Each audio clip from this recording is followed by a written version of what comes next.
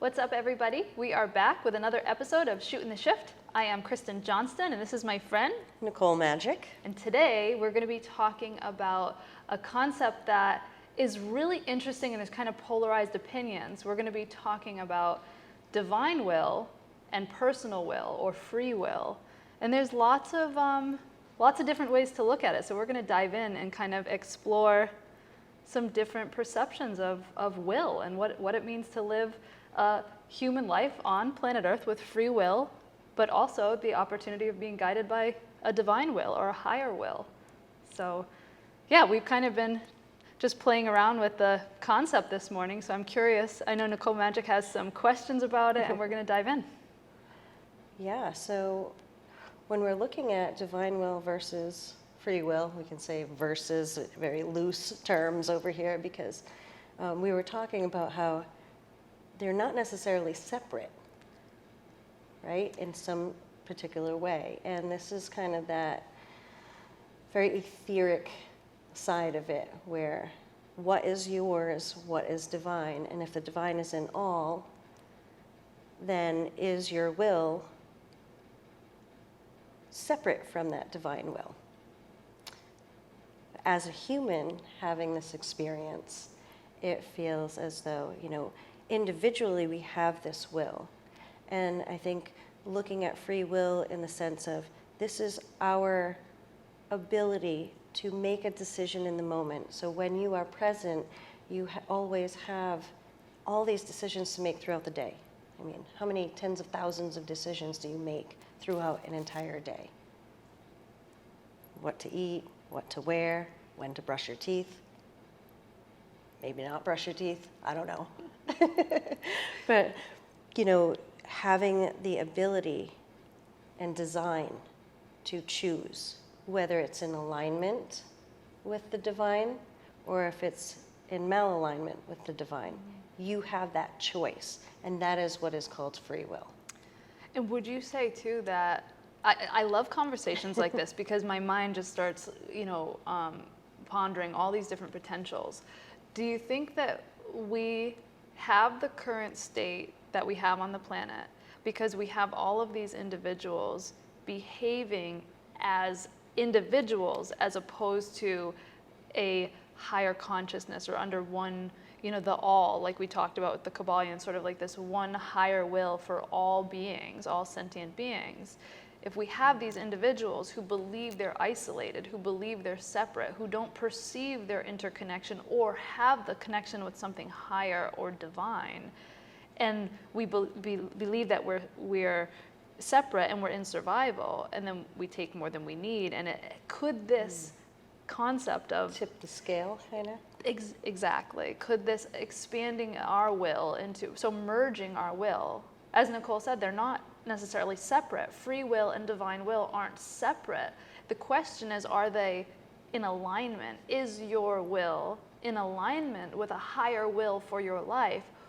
And what is and these, again, we talk about these questions, we have these conversations not because we think we know something, rather we enjoy the question, because when you start asking these deeper questions, you're inviting in that higher will to deliver answers into your life. And so it's more or less a opportunity to expand your awareness through conversation, through questions. Right, so you explore what you believe versus what other people might believe, and then therefore gain some kind of perspective on you and other people, whether it's collectively or differently, because there's always the pendulum and there's always polarity.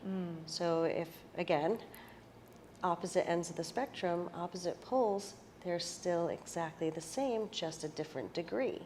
So it's okay, and this is where we grow and expand as individuals and collectively when we invite opposing views, because they're exactly the same, just a different degree. So you find that harmony point, right? Instead of these polarized opinions, even if they are polarized, there's still that middle point. There's still that sweet spot where two people can find that middle point. And it's kind of similar with the divine will and the free will. If you can find that place, usually for me it's the heart, where those things align, it can create more harmony in the world, and that's what the shift is all about: more harmony, more balance, more love. So how, my question, and I know how I've done it for myself, and my question for the audience and for Nicole would be, if someone wants to connect with the divine will, how would they do that? Especially as what if you don't believe in God in the way that you were raised, or in a religious way? How do you connect with a higher will if you don't have a relationship with spirituality? Ooh, you have a loaded question there. There's a bunch of questions in there too, right? Because if you look at it as, if you don't believe in God or a higher power at all, I would ask that person to ask themselves, what brought you here? Right? What brought you here, and what is the purpose for you to be here? And if you tap into you within you, then what does that say? And what does that actually mean? Because if you pull the Godhead out of it, what is left? And when you're attempting to align yourself with God, the universe, however you want to explain or describe that energy, to see about alignment, my go-to is always, you ask your head, heart, and gut. And when all three of those things are saying the same thing, that is a huge yes, right? So let's say they're all saying yes, or they're all saying no. If they're all saying yes, it's a yes. Now, if your head is saying yes, and your heart is saying no, and your gut is saying no, we know that our thoughts tend to sway us, lie to us, deceive us because of very subconscious patterning. So I then tend to go with, why am I thinking these things? And it's opposing my heart and my gut, which always lead me. So if the two of them are together and they're always leading me forward positively, then I go with that. And I get to analyze, why are my thoughts opposing this other pushing factor? If two of them are opposing one, always look at what is happening there. So if my mind is saying yes, my gut is saying yes, and my heart is saying no, no, no, is there some kind of trauma that's saying no, don't, because I don't want to be hurt? So really looking into all of those things is analyze. If you have three, the two usually win out, and then you get to ask yourself why the other one is not falling into alignment. And it usually opens up something within you that says, here's somewhere that I can heal and grow. It comes down to fear. Yes. Like fear and resistance. And it's interesting too, because a lot of times when a person behaves as an individual, it's out of fear and the belief that they need self-protection, right? Yes. And I think that's where inviting in the divine will to influence our life can actually trigger the personal will, because it's like having faith in something greater than you, greater than self, which could be a threat to the ego if the ego believes it's separate.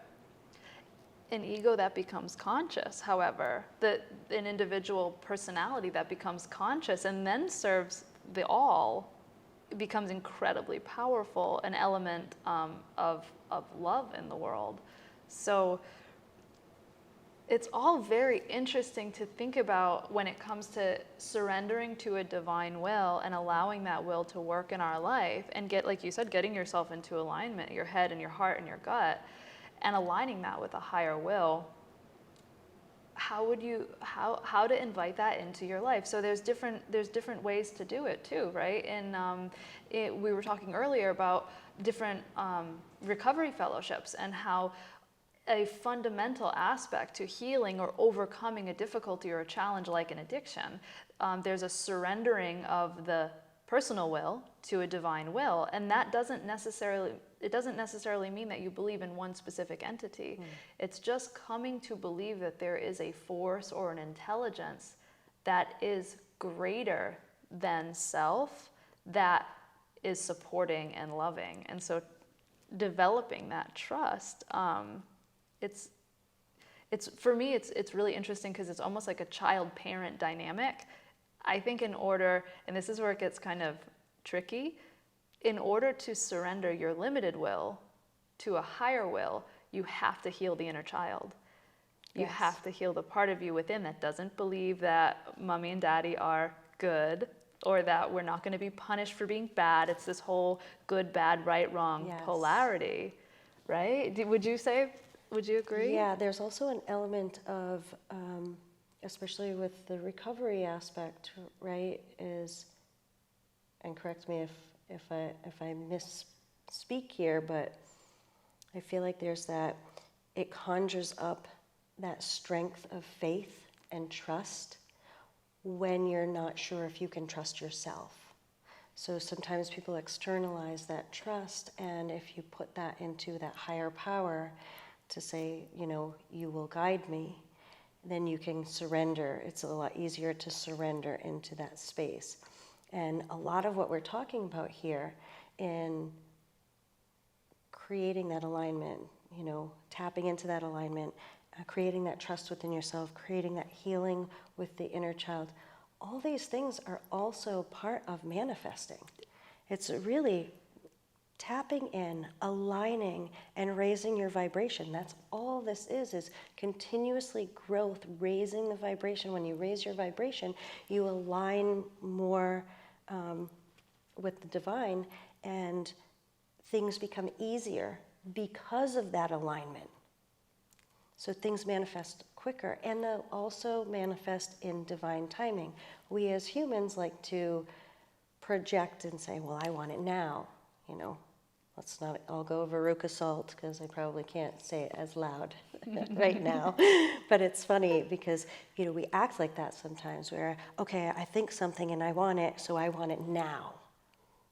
Well, it's not necessarily about that. Let it go. And that's the surrender part, is once you put that out there to the universe, it's not about holding on to it, because the tighter you hold on to it, the less apt you are to get that. We talked about that. It's a desperation, right? It's kind of like clinging to somebody's leg as a child, like, no, don't go, don't leave me. It's like, okay, no, we have to let it go, because in order for it to come back, it's almost like, if we put it in terms of the child, maybe the child has detachment anxiety, right? And if the parent is going to go to the store to get the ice cream to bring back to the child, well, they can't go if you're attached to their leg. So you have to let go and trust that they're going to go out, they're going to come back, they're going to bring you the ice cream that you want. It's the same thing. So just allow it to present itself in its time. Absolutely, like living in that state of wanting or that state of separation creates the space between you and that which you think you desire. Where like if you merge your will with the divine will, you come to believe that there is a force that is taking care of you, that it's going to meet your every need, and you start to feel this sense of wholeness and fulfillment, and you're already in that space of love, of gratitude, of a higher vibration, different frequencies, as opposed to if you are behaving from this inner child that's afraid or wanting or in desire. And when you're in desire, you're in a state of lack, and therefore you're waiting for something to fill you up. You know, you're wanting a substance or a behavior or a person, or there's almost this vacancy. It's like this unfillable, and you're always searching for something.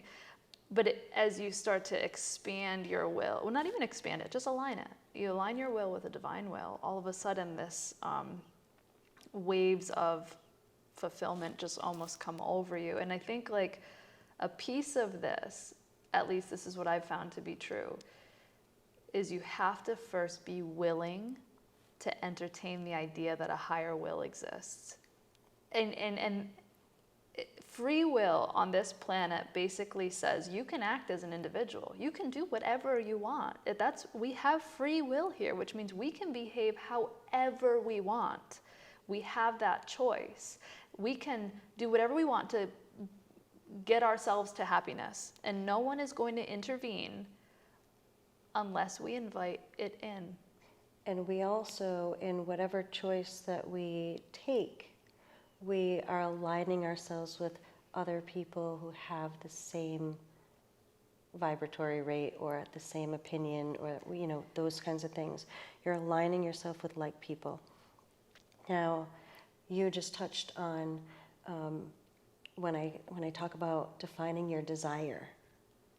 Defining your desire, I like to show the difference between desire as a verb and desire as a noun, where desire as a verb is in that state of lacking. It's always wanting.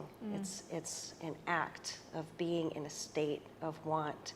So we don't want to be in that, but we want to define our desires as a noun, as a wish, which is sent out to the universe. So it's a request. A desire is more of a request sent out to the universe if we look at it as a noun, a thing, versus a state of being, which is super important when you're manifesting. That makes sense. That makes sense.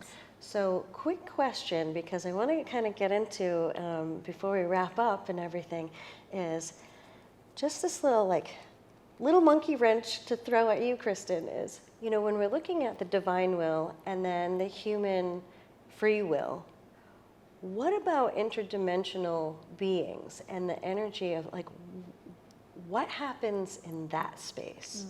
What's your opinion? Because, we can't just pop into this interdimensional being's body and experience what they might experience. So we can only speculate. So this is just... I love that question. I really do. And Nicole and I, we both identify with the star seed. We've had our own experiences with connecting with interdimensional beings, and we love the alien stuff. So my perception, and again, we don't know these things. These are things that we've come to believe based off our own experiences in life. And I believe that there are beings that are higher degrees of consciousness, that have higher levels of consciousness than humans have. So it's almost like, picture there's this tree, and there's the awl, which sits at the tippity top of the tree. But then there's these other branches of the tree, and humans are on a certain branch. But there are beings that exist between humans and the awl that would love to help us ascend up the tree, help us climb the tree. And because they can see things from a higher perspective, they're almost they're whispering, asking us to kind of look up and, just look up and see them. And I believe that, I just thought maybe there could be beings that are not all loving, that might also sway our... The polarity end, right? Yes, exactly. So there has to be. Yeah. Yes, exactly. There has to be polarity, and I think we've both had experiences with both benevolent beings and malevolent beings, Yes. and to say that they don't exist would be, it would be ridiculous. So when you're doing this work, really understanding, and this is where it's important, this is where it's really important to go within and start to pay attention to vibrations and influence, and how do I feel? For me, love is the barometer.